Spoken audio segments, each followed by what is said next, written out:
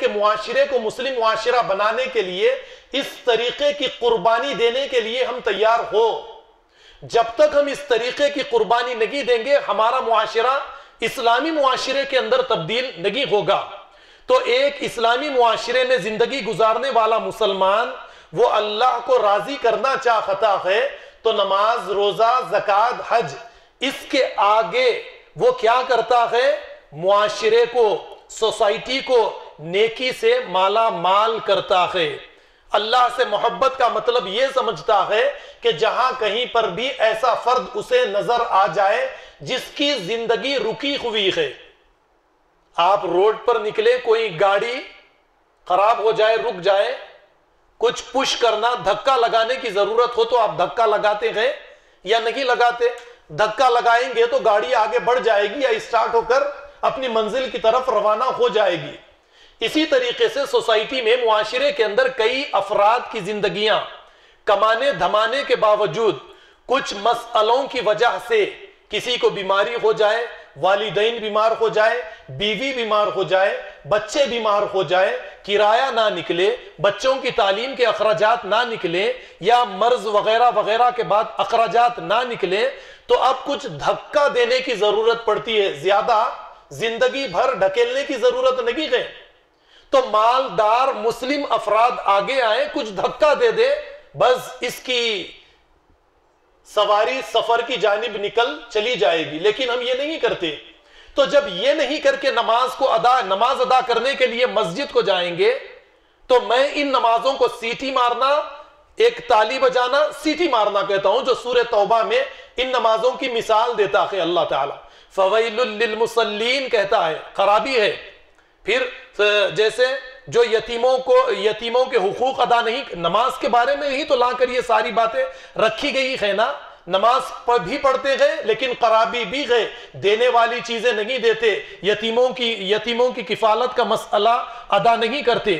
تو یہ ساری باتیں ہمیں سمجھنی چاہیے.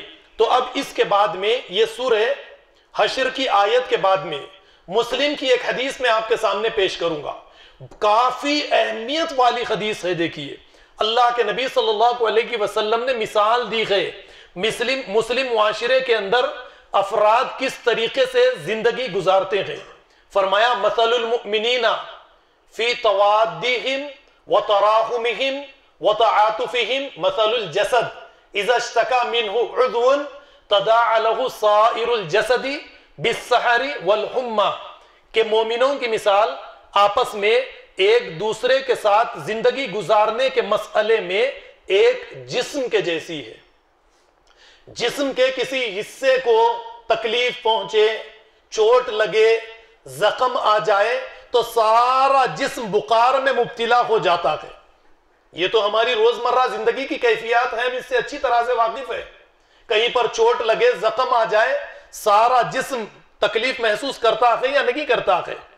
تو مومنوں کی یہ مثال دی گئی کہ مومنوں کی مثال آپس میں پیار، محبت، تکلیفوں کو بانٹنے کے مسئلے میں ایک جسم کے جیسی ہے.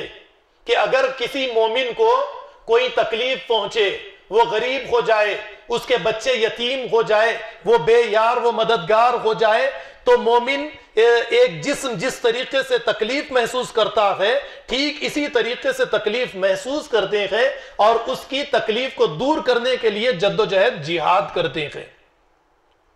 لیکن ہم سوسائٹی پر نظر ڈالیں گے تو اس طرح کے اشخاص کا ملنا آج کل مشکل ہو گیا ہے.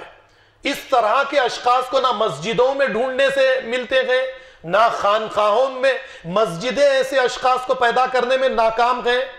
ہمارے علماء ایسے اشخاص کو پیدا کرنے کی صلاحیت اپنے اندر سے کھو چکے. کیونکہ دیکھیے مسجد کا جب ذکر آئے گا تو مسجد نبوی کے کردار کو لے کر سارے مسجدوں کا کردار ہم دیکھیں گے. تو مسجد نبوی کا کردار مدینہ کی سرزمین پر جو تھا